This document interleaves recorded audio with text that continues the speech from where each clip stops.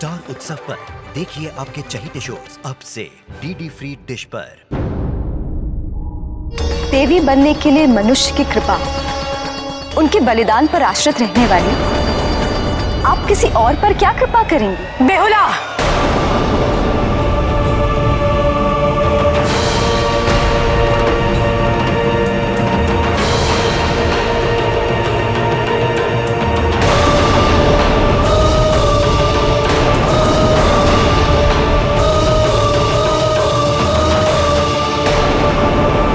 यदि ये सत्य है कि संसार में सतत्वता की शक्ति है, यदि मैं सदा सुहागन के वरदान योग्य हूं,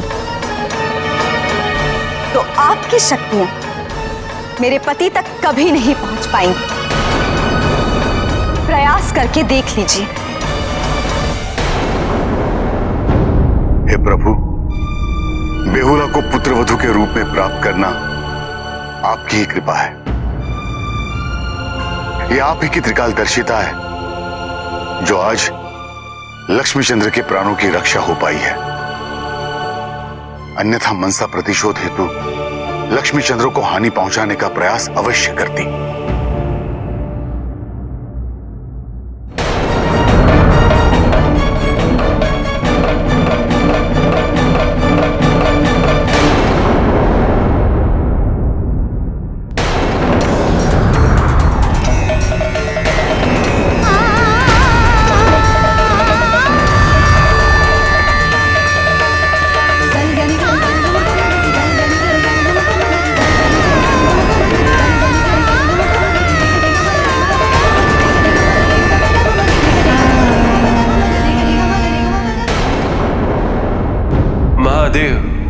मनसा और बेहुला दोनों ही आपकी शक्तियों से संबद्ध हैं। एक और मनसा का अहंकार, उसके देवी बनने का हट, तो दूसरी ओर बेहुला अपने सतीत्व और अपने पति की रक्षा करने के लिए दृढ़ संकल्प है। बेहुला का वरदान उसे लक्ष्मी चंद्र तक पहुंचने नहीं देगा और मनसा बेहुला के वरदान को भेदने के लिए अपनी संपूर्ण ऊर्जा का प्रयोग करेगी। महादेव, यही विडंबना है ब्रह्मदेव। अधिकांश व्यक्ति जिनकी उत्पत्ति मुझसे हुई या जिन्हें मेरा वरदान प्राप्त, वो अपने जीवन का महत्व ही नहीं समझते, अपनी शक्तियों का महत्व नहीं समझते। उनका मन सदैव यही देखता है कि उनके पास क्या नहीं है और वो उसे पाने की कामना करने लगता है जब तक वो प्राप्त ना हो। मनसा की समस्या भी यही है ब्रह्मदेव। उसे अपनी शक्तियों के वास्तविक उपयोग, उनके उद्देश्य का कोई बोध नहीं, इसीलिए वो इतनी नकारात्मकता से भर गई। जो कुछ हो रहा है इसका परिणाम संसार के लिए विनाशकारी सिद्ध होगा। इन्हें रोकना होगा महादेव।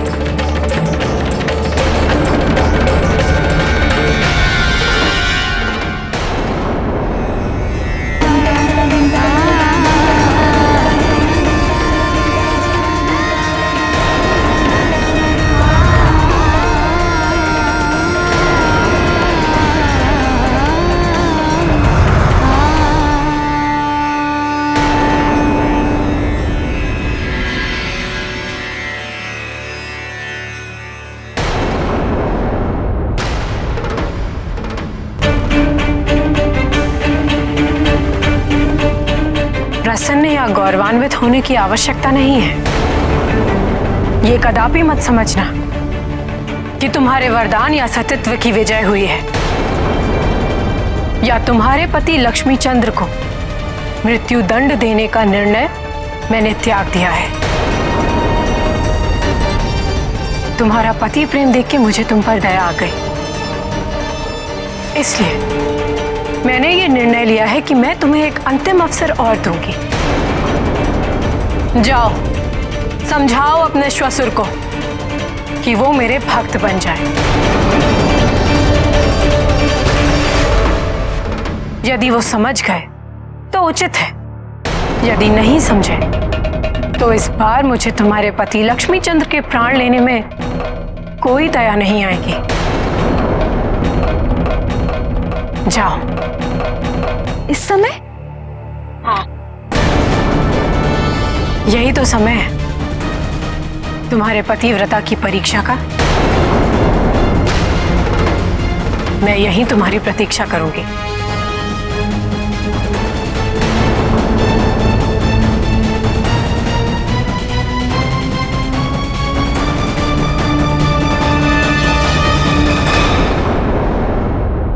नहीं महादेव, बेहुला जो सोच रही है उससे संकट टलेगा नहीं।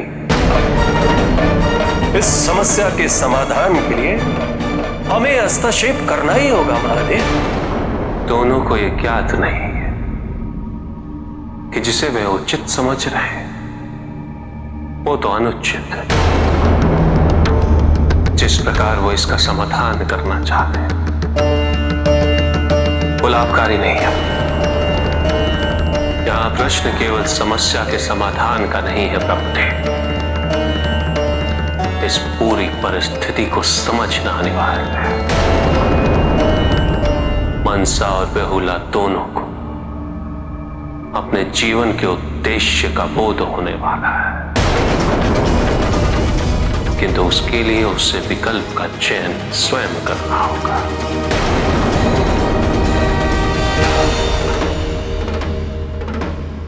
माँ, पिताजी! बेहुला, क्या हुआ बेहुला? तुम इतनी भयभीत क्यों प्रतीत हो रही हो?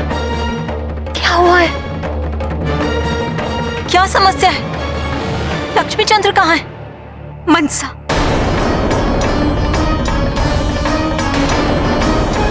मनसा जी, वो न जाने कहां से प्रकट हो गई और स्वामी को अपनी ऊर्जा से हानि पहुंचाने का प्रयास किया। क्या मेरा पुत्र? नहीं, वो सुरक्षित है। मनसा उनके प्राण लेना चाहती थी, किंतु मुझे प्राप्त वरदान के कारण ऐसा संभव नहीं हुआ।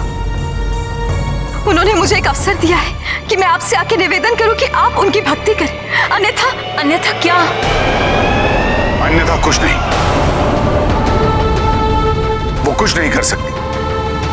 बेहुला को महादेव का वरदान प्राप्त हुआ है और उस वरदान को कोई भी खंडित नहीं कर सकता, फिर वो शिवांशी क्यों ना हो। परंतु मैंने उनकी शक्ति देखी है, उनका हाथ देखा है। मैं वो प्रतीक्षा कर रही है मेरे उत्तर की। इस संकट को टाला जा सकता है यदि आप महादेव की पूजा करना छोड़ और मनसा की भक्ति करें, तो वो प्रसन्न हो जाएंगी और हम पर कभी कोई संकट नहीं आएगा। बहू, तुम्हें इसका बोध नहीं कि तुम क्या कह रही हो। यह असंभव है। संतान के लिए माता पिता क्या कुछ नहीं करते। मेरे लिए मेरी भक्ति, मेरी आस्था ही सर्वोपरि है। इसके लिए मैं किसी भी परीक्षा के लिए तैयार हूं। 6 पुत्र खो चुका हूं मैं, और यदि मनसा ऐसा सोचती है कि मेरे 7वें पुत्र को क्षति पहुंचाने के विचार से वो मुझे परिवर्तित कर सकती है, तो उसे भी यह ज्ञात होने दो कि मेरी भक्ति में कितनी शक्ति है। किंतु मनसा भी तो महादेव की मानस पुत्री है। यदि आप उनकी पूजा करेंगे तो एक प्रकार से आप महादेव की ही पूजा कर रहे हैं। बहू, यहां प्रश्न मनसा की पूजा का नहीं है। प्रश्न यह है कि अपनी पूजा करवाने हेतु वो किस मर्यादा का उल्लंघन कर रही है। जिन महादेव से उनकी उत्पत्ति हुई है वो उन्हीं के विरुद्ध है। भय और हिंसा के माध्यम अपना रही है वो, मुझे विवश करना चाहती है। इसलिए मूल प्रश्न यह है कि यदि मैं मनसा की पूजा कर भी लूं तो क्या वो भक्ति होगी? नहीं, कदापि नहीं। वो एक भयभीत व्यक्ति का प्रयास होगा बहू, दिखावा होगा, स्वार्थ होगा। किंतु क्या अपने वंशजों का भविष्य सुरक्षित करने के लिए ऐसा करना उचित नहीं? और कल कोई और शक्तिशाली आएगा अपनी पूजा करवाने। यह क्रम अंतहीन है, इसलिए ऐसे क्रम को आरंभ ही नहीं होने दूंगा मैं। जाओ, जाके कह दो मनसा से, यही मेरा अंतिम निर्णय है।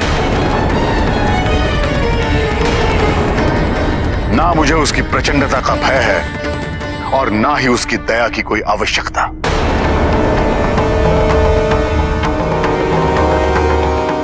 समझाओ अपने श्वसुर को कि वो मेरे भक्त बन जाए। यदि नहीं समझे तो इस बार मुझे तुम्हारे पति लक्ष्मी चंद्र के प्राण लेने में कोई दया नहीं आएगी।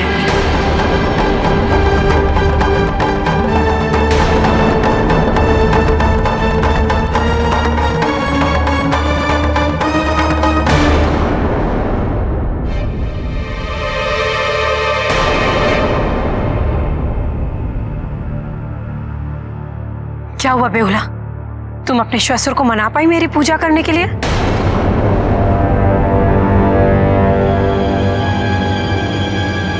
या फिर उन्हें अपने इस पुत्र के प्राणों की चिंता ही नहीं? आपको अपना भक्त चाहिए ना? आप यही चाहती है ना कि आपको देवी मानकर पूजा जाए? तो मैं बन जाऊंगी आपकी भक्त, मैं बनाऊंगी आपको अपनी आराध्या। जो कार्य मेरे श्वसुर नहीं कर सके वो मैं करूंगी। केवल मेरे पति को कोई हानि नहीं पहुंचाएगी।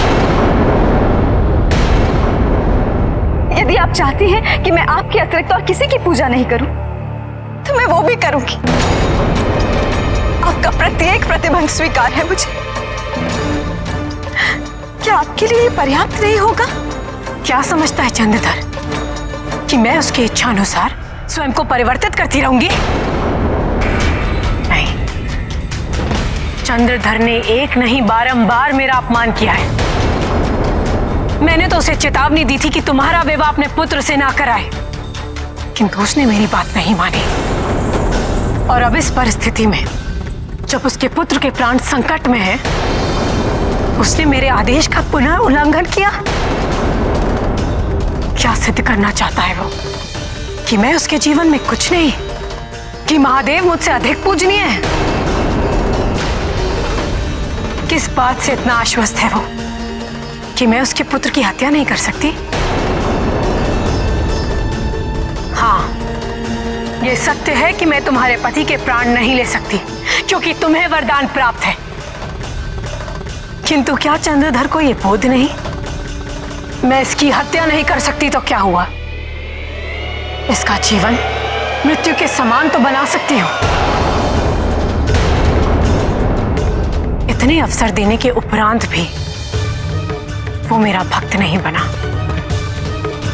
लेकिन अब मैं उसे ऐसा दंड दूंगी कि उसको प्रतिदिन प्रतिपल ये पछतावा होगा कि उसने मुझे अपना आराध्य क्यों नहीं बनाया। बहुत अभाग्य है लक्ष्मी चंद्र कि उसे ऐसा हठी और संवेदनहीन पिता मिला।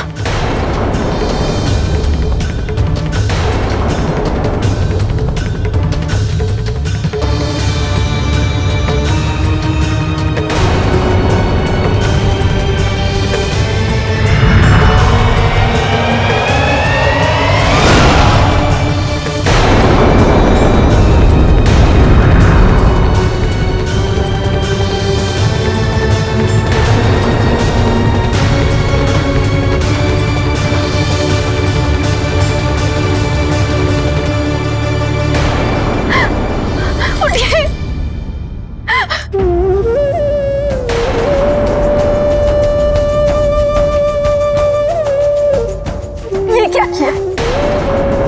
आपने मुझे आश्वस्त किया था कि आप इनके प्राण नहीं लेंगे। मैंने इसके प्राण नहीं लिए, केवल अपने विष से प्रहार किया है। इसकी मृत्यु नहीं हुई है,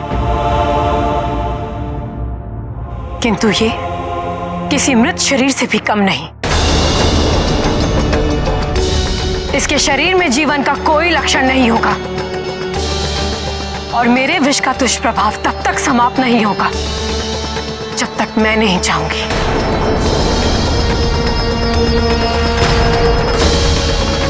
जैसे जैसे समय बीतेगा इसका शरीर नष्ट होता रहेगा। नहीं, ऐसा अनर्थ मत कीजिए। ये विष वापस ले लीजिए। इनका कोई दोष नहीं है, मेरा कोई दोष नहीं है। हमें क्यों दंड दे रही? ये चंद्रधर का पुत्र और तुम उनकी पुत्र वधू, यही तुम्हारा अपराध है। ये अंत है ऐसा मत समझना बेहुला, ये मात्र अंत का आरंभ है।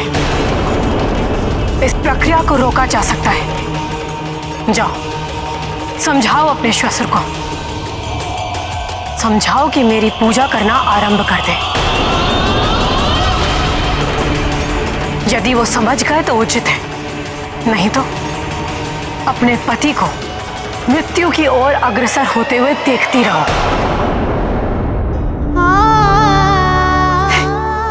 ऐसा मत करिए, दया करिए हम पर, ऐसा मत करिए।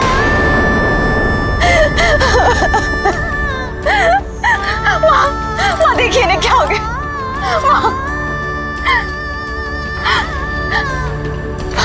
पुत्र, जाको, क्या हो गया तुम्हें? उठिए।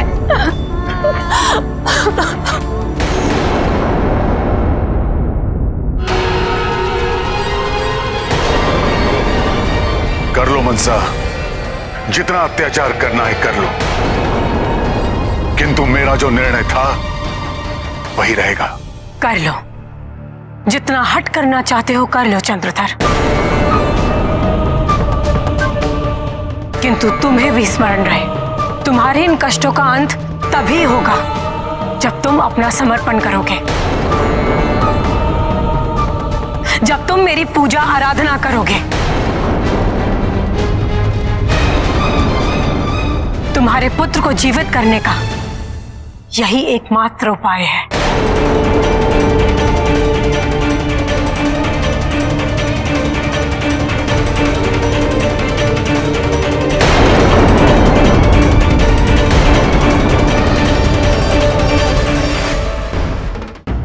पिताजी, क्या आप भी मनसा को चंद्रधर की भक्ति का बोध नहीं हुआ? वो क्यों समझ नहीं पा रहे कि जो वो चाहती है वो कभी संभव नहीं होगा? महत्वाकांक्षा और अहंकार किसी भी व्यक्ति के विवेक को नष्ट कर देते हैं, और यही मनसा के साथ भी हो रहा। किंतु इसका उपाय क्या है पिताजी? तुम्हारी माता का तप।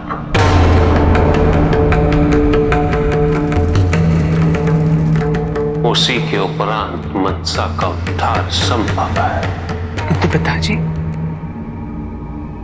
मां के तप से मनसा का उद्धार कैसे संभव है? शिव और शक्ति के संतुलन से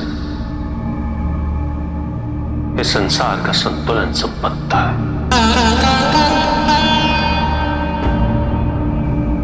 किंतु मुझ पर संदेह करने के कारण पार्वती का मन कलुषित हुआ। पार्वती प्रकृति है और उनकी मनस्थिति से संसार प्रभावित होता है। मनसा की यह स्थिरता भी उसी के कारण हुई। अर्थात जैसे ही माता की तपस्या पूर्ण होगी, मनसा भी शांत होगी। माता की तपस्या कब पूर्ण होगी पिताजी? इस समय पार्वती को मेरी शक्तियों की आवश्यकता है। पार्वती की तपस्या को शीघ्र पूर्ण करने हेतु मुझे भी तपस्या में लीन होना होगा।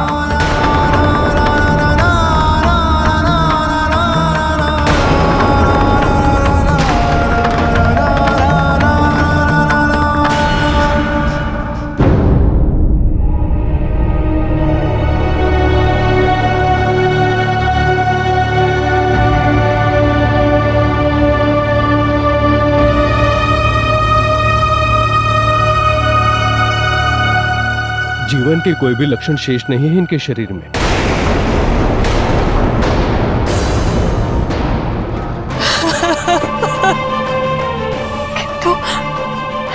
कैसे हो सकता है? बेहुला को तो महादेव से वरदान प्राप्त था, तो इसकी मृत्यु कैसे संभव है? इनकी मृत्यु नहीं हुई है।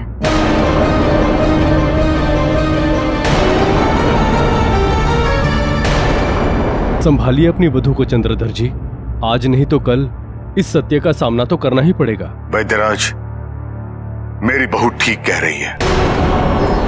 इसे प्राप्त वरदान के कारण मनसा मेरे पुत्र की हत्या नहीं कर सकती। भले ही जीवन के कोई लक्षण ना हो, किंतु आत्मा ने अभी देह नहीं त्यागी है। मेरा पुत्र जीवित है। मैं समझ नहीं पा रहा हूं चंद्रधर जी, ये सब क्या हो रहा है? वैद्यराज, ये मेरी भक्ति की परीक्षा है। नहीं, अब ये मेरे सत्यत्व की परीक्षा है और अपने पति को पुनर्जीवित करने का दायित्व मैं स्वीकार करती हूँ। यदि इन पे ये संकट आया है तो ये संकेत है कि महादेव मुझसे किसी कारण अप्रसन्न है।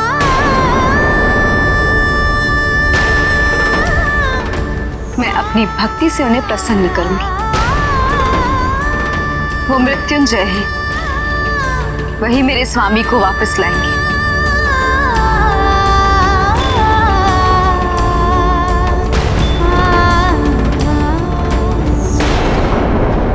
मैं प्रण लेती कि जब तक मेरे स्वामी संपूर्ण रूप से जीवित नहीं हो जाते, मैं तब तक न अन्न ग्रहण करूंगी, न जल।